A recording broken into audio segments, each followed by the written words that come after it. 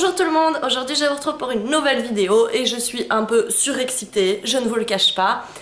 Il s'agit de ma review du film Fantastic Beasts and Where to Find Them. Donc en français, les animaux fantastiques, je pense pas qu'ils ont rajouté la fin. Et je vous l'ai dit, je suis surexcitée. Donc depuis qu'il est sorti, j'ai déjà été le voir 2 fois. Une fois en 2D, une fois en 3D, hein, il faut ce qu'il faut. Et donc à 3 jours d'intervalle. Parce que à peine j'étais sortie de la salle que j'étais déjà occupée à dire je vais le revoir, je vais le revoir, je vais le revoir, je vais le revoir, je vais le revoir. J'aurais pu re-rentrer dans la salle directement dès qu'il était fini pour le revoir. Donc si vous suivez ma chaîne, vous savez déjà que je suis une grande fan d'Harry Potter, complètement addict, et que donc j'attendais avec grande impatience Fantastic Beasts, comme tous les fans d'Harry Potter, je crois. Détrompez-moi. Voilà, donc j'ai plein de choses à vous dire. J'espère que la vidéo va pas être trop longue. Je vais faire une partie sans spoiler pour commencer, et puis on va s'enfoncer dans les spoilers. Je vais aussi vous parler des infos que j'ai entendues pour la suite. Bref, on a de quoi se perdre. Du coup, on y va directement. Alors, vous vous en doutez vu mon excitation, j'ai adoré. J'ai vraiment trop kiffé. J'ai trouvé 2-3 défauts, hein. Je suis pas non plus occupée à dire perfection ultime, y a rien à redire, mais je l'ai trouvé vraiment super chouette. Déjà rien que se replonger dans l'univers d'Harry Potter, moi, il m'en faut pas plus, hein. Donc déjà rien que ça, j'étais super contente. Le fait que ce soit un univers plus adulte aussi, c'est quelque chose qui m'a plu, parce que comme on a grandi avec les livres, voir encore une histoire qui se serait passée dans une école, j'aurais trouvé ça beaucoup moins intéressant. Donc je trouve ça très bien que ce soit un univers adulte, et j'apprécie aussi beaucoup le fait que ça se passe dans le passé, donc 1926 si je me souviens bien, et à New York, ce qui nous change complètement des habitudes qu'on a avec Harry Potter, et ce qui permet du coup d'élargir l'univers. Et c'est quelque chose qui me plaît vraiment. Donc quand je veux dire élargir l'univers, c'est par exemple que la société sorcière aux États-Unis n'est pas la même qu'en Angleterre. Et donc il y a des différences très nettes, déjà rien que dans leur façon de parler. Voldemort, mon chat, on parle d'Harry Potter, il s'en mêle. Voldemort, c'est plus à propos de toi maintenant. C'est plus à propos de toi la saga. Alors tu te calmes. Bon, je vais le laisser faire sa vie. Désolée s'il fait du bruit, c'est qu'il fait tomber des trucs, hein. Voldemort fait sa life. Et où j'en étais, il m'a perturbé ce chat. Donc, bon tant pis, on va reprendre là où on pouvait. Les personnages, j'ai vraiment adoré. Déjà le personnage de Newt. Alors en français c'est Norbert, mais comme je vous ai déjà dit, moi j'aime mieux les trucs en anglais, donc pour moi c'est Newt, parce que j'ai vu le film 2 fois en anglais et que je trouve ça beaucoup plus sexy comme prénom, Newt, que Norbert. Newt Scamander ou Norbert Dragono. Je sais pas, faites votre choix. Donc on va dire Newt. Il est trop parfait. Déjà Eddie Redmayne, c'est un acteur que j'adore depuis des années. Dans Danish Girl, il était juste magnifique. Enfin, j'adore cet acteur depuis très longtemps et je le trouve extrêmement beau personnellement. Et il m'a pas fallu qu'il soit dans une saga Harry Potter pour que je l'aime. Donc déjà quand j'ai vu que c'était lui qui était au casting de cette nouvelle saga, j'étais aux anges. Donc bref, je le trouve parfait, je trouve qu'il joue super bien son rôle d'aventurier, fan d'animaux fantastiques, ancien pouf-souffle, un peu coin-sauce avec sa valise magique. Il est génial, et j'ai adoré aussi les 3 personnages secondaires, surtout 2 d'entre eux. Alors je sais pas s'il y a des différences entre leurs noms en français et en anglais, donc je vais rester sur les noms en anglais. Il y a Jacob, qui est juste à mourir de rire. C'est clairement l'élément comique du film, et il le fait super bien. Vraiment, il est génial, je l'ai trop adoré, j'ai été conquise par ce personnage. Et l'autre personnage que j'ai préféré, c'est Queenie. Donc il y a 2 sœurs, une brune, une blonde. Là je parle de la blonde, qui est vraiment géniale comme personnage. Moi elle m'a fait penser à une espèce de Luna Lovegood, parce qu'elle a aussi ce côté un peu perché, un peu ouhou, comme ça, que je trouve vraiment absolument génial. En plus l'actrice est adorable, ce personnage est vraiment trop chouette, je l'ai vraiment trop aimé. Je m'étouffe à moitié tellement je m'emballe. Et donc il y a aussi le personnage de Tanya, Tini, enfin elle a l'air d'avoir plusieurs noms, que j'ai un peu moins aimé parce que c'est un personnage moins original. Mais quand je dis moins aimé, ça veut pas dire que je l'ai pas aimé, c'est un personnage que j'ai aimé également, mais elle est un peu moins originale comme personnage que les 3 autres. Voilà, tout simplement. C'est juste pour ça que du coup elle m'a moins marqué que les autres. Les créatures fantastiques, les animaux fantastiques sont juste trop canon. Ce que j'ai préféré, c'est le nifleur, donc celui qui est attiré par tout ce qui brille, et aussi le beau truc, donc celui que Newt a dans sa poche, la petite brindille dont on avait déjà entendu parler dans les Harry Potter. Ça, c'est les deux animaux fantastiques que j'ai préférés. Mais ils sont tous trop beaux, trop canons. Par contre, ce qui est un petit peu peut-être dommage avec les animaux fantastiques, c'est qu'au final, leur rôle, on dirait que ça sert plus de prétexte à l'histoire que réellement ce à quoi va servir l'entièreté du scénario et de l'histoire. Ni même, j'ai du mal à imaginer qu'on continue exactement à parler que de ça. Enfin, ça, je vous en parlerai plus dans la partie spoiler. Mais visuellement, ils sont super beaux, ils sont super mignons, ils sont super chouettes. Donc j'ai vraiment bien aimé. Et le New York des années, fin des années 20, avec l'ambiance mélangée à la magie, j'ai trouvé que ça donnait trop bien, que c'était trop beau. Et que, ok, c'est pas Londres. Pour moi, Londres, c'est juste magnifique. Et New York, j'ai jamais été, donc... comment dire, ça me paraît moins familier que quand je regarde les Harry Potter qui se passent à Londres, mais j'ai quand même trouvé ça trop beau. Ça m'a donné encore plus envie d'aller à New York, même si ça ressemble plus à ce à quoi ça ressemblait dans les années 1926. La grosse blague. Donc voilà, c'est trop beau, ça donne trop bien. Le chat. Et arrête de me déconcentrer, vilain. Il est en pleine chasse à Harry Potter là. Il est en pleine chasse aux Horcruxes et tout ça, Harry Potter. Voilà, il a fait tomber un truc. Donc, pour ce que je peux vous dire... Ouais, j'ai pris des petites notes sur mon téléphone. Je vais juste checker pour voir ce que je peux vous dire encore. En fait, j'ai trop peur de vous spoiler parce que moi, ça m'aurait fait trop peur d'en savoir trop avant de voir le film. Donc, je vais tout de suite passer à la partie spoiler. Cette partie de la vidéo concerne les gens qui ont vu le film... ou qui s'en fichent d'être spoilés, mais ce serait tellement dommage. Donc il faut que vous ayez vu le film à partir d'ici. Parce que j'ai trop peur de mélanger. Donc pour ce qui est des petits détails... alors par où je commence? Donc déjà la musique, j'aurais pu en parler juste avant, mais comme je vous dis, je suis tellement excitée que je mélange tout. La musique est trop canon. Il y a un des thèmes qui me fait penser au thème de Jigsaw, exagéré. Genre la première fois que j'ai vu, j'ai pas remarqué, la deuxième fois je me suis dit mais c'est la musique de Jigsaw, enfin ça ressemble trop. J'ai bien aimé la musique, et sinon on passe direct dans les trucs plus spoilers. Alors j'ai vu plusieurs personnes poser la question de savoir pourquoi Newt ne transplane pas directement à New York, pourquoi il prend le bateau alors que c'est un sorcier, parce que c'est dangereux de transplaner aussi loin. Et j'ai entendu aussi beaucoup de gens demander pourquoi est-ce qu'il passe par les coutumes customs, les douanes moldues, parce que tout simplement il n'arriverait pas à berner des sorciers avec sa mallette, et on lui dirait oh là là, tu rentres pas à New York avec une mallette remplie d'animaux fantastiques, hein. Donc voilà, ça c'était pour éclaircir le petit point au début, donc j'ai lu beaucoup de ça. Ensuite je vais partir un peu sur plusieurs points différents. Pour commencer, il y a un truc qui m'a étonnée et que, comme je vous ai dit, j'ai pas réalisé l'ampleur la première fois que je l'ai vu. C'est que donc tout simplement chez les sorciers aux États-Unis, il y a la peine de mort quoi. Bonjour, c'est pas on t'envoie à Azkaban. Quoique je tiens quand même à dire que Azkaban et le baiser des détraqueurs ça a pas l'air sympa, mais là c'est direct la peine de mort quoi, tranquille. Et j'ai trouvé ça pas mal au niveau d'intégrer l'histoire américaine dans le concept Harry Potter. Même si la première fois que j'ai vu, j'ai pas réalisé l'ampleur, mais la deuxième fois je me suis dit ouais mais ils sont quand même condamnés à mort et tout, ils ont une salle là, et tu vois qu'il y a des gradins au-dessus pour assister à la mise à mort et tout. Ouh. Enfin soit. Je vais voir tout ce que j'ai noté. Alors, on va rentrer un peu plus dans le détail. J'ai trouvé ça magnifique quand ils entrent dans la valise de Newt, c'est juste trop beau.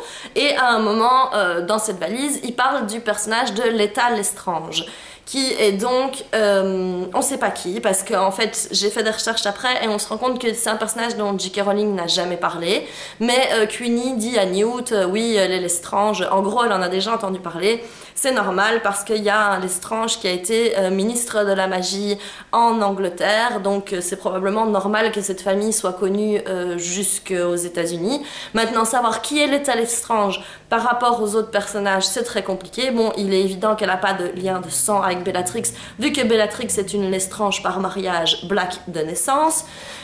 Mais qui est cette Leta? On ne sait pas. Alors je vais vous expliquer ma petite théorie. Moi je pense que, d'ailleurs ça peut paraître évident, hein, c'est pas ma théorie, genre j'en prends pas crédit, mais à mon avis Newt il s'est fait virer de Poudlard à cause d'elle. Donc voilà, à mon avis, on va apprendre ça plus tard. On sait que Lethal Lestrange va être dans les prochains films. Elle a été castée, c'est Zoé Kravitz qui va la jouer. C'est pas une actrice, voilà, pour moi je l'ai vue dans Divergente.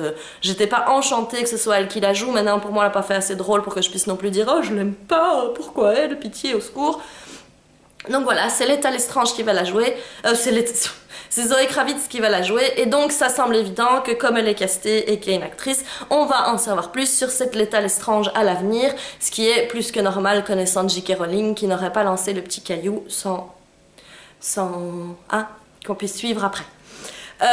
Pour ce qui est de la suite d'ailleurs justement, puisque je suis là-dessus, j'ai lu également que normalement Newt, Jacob, Tini et Queenie feront partie au moins du prochain épisode, parce que vu la fin, vu que Jacob perd ses souvenirs du monde magique et tout ça, et que Newt retourne en Angleterre, je me disais mais est-ce qu'on va encore voir les trois autres? Newt, ça semblait évident à mon avis qu'on va le revoir, hein, ça y a pas de doute, mais les trois autres, et apparemment oui, on va les revoir dans la suite, et ça j'en suis trop contente puisque j'aurais trouvé ça triste de se séparer de ces personnages aussi vite, donc c'est très chouette qu'on va pouvoir les revoir.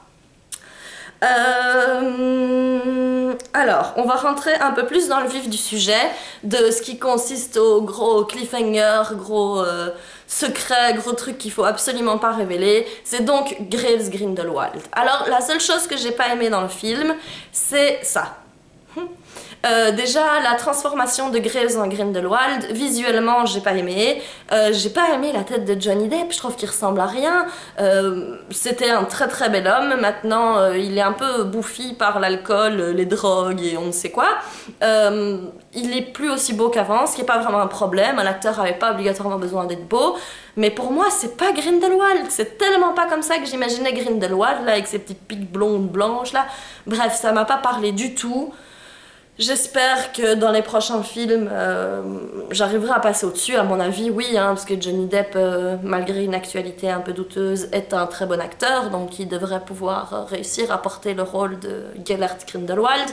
Mais j'ai pas aimé cette scène, j'ai trouvé ça bizarre, et j'ai pas aimé plusieurs choses qui vont autour de cette scène. Alors je vais vous expliquer.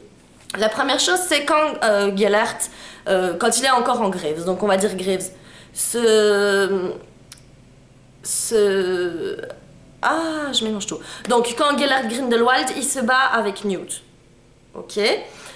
Pourquoi est-ce que, de un, il le tue pas? Bon, on se doute que c'est dans sa capacité. À mon avis, ça a un rapport avec Dumbledore. Parce que, comme je disais, donc, quand il est encore en Graves et qu'il interviewe Newt, il lui dit... Alors, comme j'ai pas vu en français, je vais traduire comment ça se fait que Dumbledore est aussi fan de vous et tout. Donc, à mon avis, Newt l'intrigue et l'intéresse à ce niveau-là. Mais il aurait eu tout le loisir de le tuer. Non, il le maltraite avec 2-3 éclairs blancs. Et cette scène dure longtemps. Il y a beaucoup de sortilèges lancés. Enfin, j'ai trouvé que cette scène sonnait un peu faux, était un peu bizarre. Pourquoi pas... si t'en as la possibilité, si pas tuer Newt, mais le mettre KO, quoi, tu vois, t'es quand même, que tu vas quand même transformer en Gellert Grindelwald, quoi, t'es pas une nouille, quoi, Voldemort, il aurait pas hésité, lui, Avada Kedavra direct, ou alors au moins je te neutralise vraiment, quoi, pas je t'envoie 3 petits éclairs blancs à la tronche. Donc ça, j'ai trouvé ça un peu bizarre. Ensuite, il y a un truc qui est pas expliqué, alors j'espère que ce sera expliqué dans la suite, mais c'est qui Graves? C'est qui? Est-ce que Grindelwald, déjà, pour être Graves, est-ce que c'est du polynectar? Ça m'étonnerait parce qu'on n'a pas... La transformation ressemblait pas à une transformation de sortie de polynectar. Il suffit d'un Revelio pour transformer Graves en Grindelwald. Est-ce que c'est un sortilège? Est-ce que Grindelwald est métamorphe? On ne sait pas. Est-ce que Graves existait vraiment? Est-ce que c'est un vol d'identité? Est-ce que c'est un personnage créé par Gellert Grindelwald pour intégrer le Makusa, puisqu'il parle avant qu'il venait d'Europe et qu'il prétend s'être battu contre Grindelwald avant? Est-ce qu'il se serait créé une réputation? Qu'il aurait créé un personnage? D'ailleurs, c'est ambigu parce que Graves s'appelle Percival Graves et que Percival était le nom du papa de Dumbledore. Donc, dans quelle mesure est-ce que Graves a créé ce personnage ou est-ce qu'il a volé l'identité de quelqu'un? S'il a volé l'identité de quelqu'un, où est ce quelqu'un? Où est ce vrai Graves? Ensuite, quand Graves se transforme en Grindelwald, personne n'a l'air d'être choqué et de se dire « Oh, mais il est où le vrai Graves? Il est où oh? » Genre, la chef du Makusa, elle a pas l'air si choquée que ça. Genre, il y avait mon ami avant qui est devenu mon ami. Donc, personne n'en parle, personne n'en dit rien. Donc, ce serait une création d'identité de Grindelwald, selon moi, parce que j'en déduis. Mais alors, quand tu crées un personnage comme ça, est-ce que c'est si facile de rentrer au Makusa ouais, je suis en aurore, vas-y, c'est bon. Je sais pas du tout. Et ça me perturbe. Parce que, bon, je comprends, il va y avoir des suites que ce soit pas expliqué, mais un petit mot pour nous guider un petit peu, ça m'aurait fait plaisir, parce que je trouve que ça manque, du coup. Moi, je suis là, ouais, mais quoi? Quoi? Qu'est-ce qui s'est passé? Quoi? Qu'est-ce que c'est? Qu'est-ce que c'est? Qu'est-ce que c'est? Donc j'ai pas compris ça et j'avoue que c'est la partie du film qui m'énerve un petit peu. Faut pas exagérer non plus quand je dis que ça m'énerve. Ensuite avec Credence, je pense qu'en français c'est Croyance, un truc dans le genre, quel prénom pourri. J'ai bien aimé ce personnage mais alors c'est pas clair non plus. Est-ce qu'il est mort? Est-ce qu'il est pas mort? Parce que à la fin du film on voit un reste de petits nuages noirs qui s'envolent. Est-ce qu'il est mort? Est-ce qu'il est pas mort? Ok, l'Obscuros semble être détruit, mais on n'en sait pas plus. Et de ce que j'ai lu, normalement il devait y avoir une scène à la fin du film où on voit Credence, Croyance, monter sur le bateau comme Newt, et apparemment la scène aurait été coupée du film. Donc moi je vous assure qu'on va le revoir, ce petit loulou. Et que d'après ce que j'ai lu, il se pourrait même que la suite de la saga soit en grande partie basée sur Grindelwald et sur lui. Donc moi je vous dis, Credence, il est pas mort. Alors je peux complètement me planter, on en reparlera dans 2 ans, oui parce qu'il faut attendre 2 ans, au secours, 2 ans, 2 ans, 2 ans, on a que ça à foutre. C'est quoi s'il sort un film tous les 2 ans, on en a pour 10 ans avant de voir la fin du truc quoi. Ah, soit. Je vous dis qu'on va revoir Credence, moi j'en suis quasi sûre, d'après ce que j'ai lu, il y a de fortes chances pour qu'il soit de retour. Et justement en parlant d'Obscuros, moi je me demande si J.K. Rowling elle a pas mis en avant les Obscuros pour qu'on apprenne plus tard... Attends, je suis désolée si je vous perds, hein, la grosse fanat d'Harry Potter qui a fait des études de profondes pour trouver des théories, n'est-ce pas? Je pense que Ariana, la petite sœur de Dumbledore, qui est donc morte lors d'un combat entre Dumbledore, Aberforth, le frère de Dumbledore, et Grindelwald, pouvait probablement elle aussi être un Obscuros, et que c'est pour ça que maintenant J.K. Rowling nous parle de ce phénomène magique. Je connais pas le nom en français, en anglais c'est Obscuros, c'est la grosse boule noire qui est faite quand un magicien fait la répression de ses pouvoirs. Donc dites-moi dans les commentaires comment ça s'appelle en français. J'en ai pas la moindre idée. Je pense que ça a un rapport avec Ariana, la petite sœur de Dumbledore. On verra. D'ailleurs, qui va être casté pour jouer Dumbledore? On se le demande. J'ai entendu parler de Ewan McGregor, mais il n'y a rien d'officiel. Ça me dérangerait pas que ce soit Ewan McGregor, c'est un bon acteur. Mais bon, il a déjà fait Star Wars, donc je sais pas. Je sais pas, mais ça pourrait être pas mal. En tout cas, je suis trop impatiente de voir la suite. Comme je vous dis, j'ai passé des heures à réfléchir et à me faire des théories sur qu'est-ce qui va se passer et tout. Et d'ailleurs, je me demande quelle incidence vont réellement avoir les animaux fantastiques dans la suite de l'histoire. Parce que comme je vous ai dit, je trouve que dans ce film-ci, ils servent plus de prétexte que de fond réel à l'histoire. C'est-à-dire que, à part, je me souviens plus du nom de la créature, mais l'oiseau à la fin qui permet de faire en sorte que toute la ville oublie ce qui s'est passé, il n'y a aucun des animaux fantastiques qui a réellement un rôle majeur dans l'histoire, qui fait avancer le scénario, qui change quelque chose. D'ailleurs Newt dans son combat et tout ne se sert pas d'animaux fantastiques ou de pouvoirs liés réellement à ces animaux fantastiques, à part le truc qu'il lance là pour sauver Queenie, l'espèce d'oiseau yo-yo là. Voilà, c'est pas super présent. Que va-t-il se passer avec les animaux fantastiques? Vont-ils être mis plus en avant ou pas? Je ne sais pas. Donc Newt, là, il est rentré en Angleterre. Il va écrire son livre, le faire publier, je sais pas quoi. Il va aller voir Dumbledore. Et qu'est-ce qui va se passer? Grindelwald va d'office s'échapper parce qu'on sait que par la suite, bah, il va pas se faire... peine de mort par le Makusa et the end, non. D'ailleurs, la phrase qu'il dit à Newt, Will we die just a little, en français, allons-nous mourir juste un petit peu, je sais pas comment ils l'ont traduit, ça veut dire quoi? Ça veut dire quoi?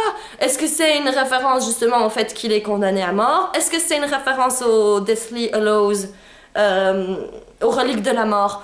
Parce qu'on sait que Grindelwald est obsédé par les reliques de la mort, et d'ailleurs il donne un collier à Credence, croyance, avec le symbole des reliques de la mort, et que à ce stade-là, normalement, il a déjà la baguette de Suro, même si on le voit pas l'utiliser dans le film, mais d'un autre côté, s'il l'utilisait, ce serait un peu vite grillé.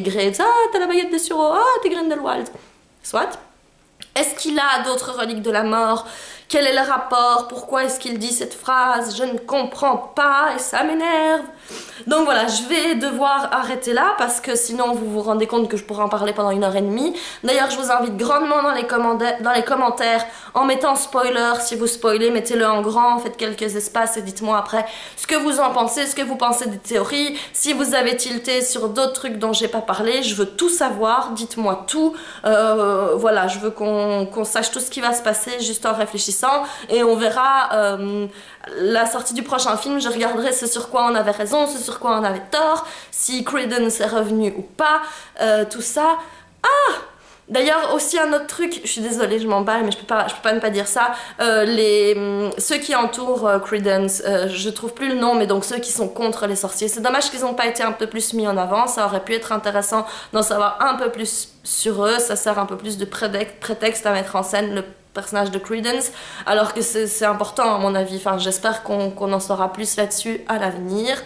Queenie et Jacob, Queenie qui arrive voir Jacob à la fin, à mon avis ils vont avoir des problèmes parce que aux États-Unis les moldus et les sorciers ils n'ont pas le droit de fricoter ni même d'être amis, donc à mon avis ça va leur apporter des problèmes et ça va peut-être être ce qui va aussi pousser à les remettre en scène dans la suite.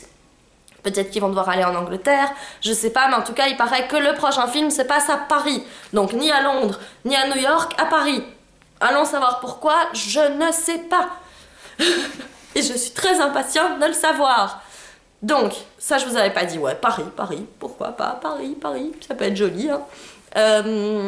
Voilà, c'est tout, je vais en rester là, je vous le redis, j'ai envie qu'on en parle dans les commentaires, dites-moi bien tout ce que vous en avez pensé avec un bon symbole spoiler.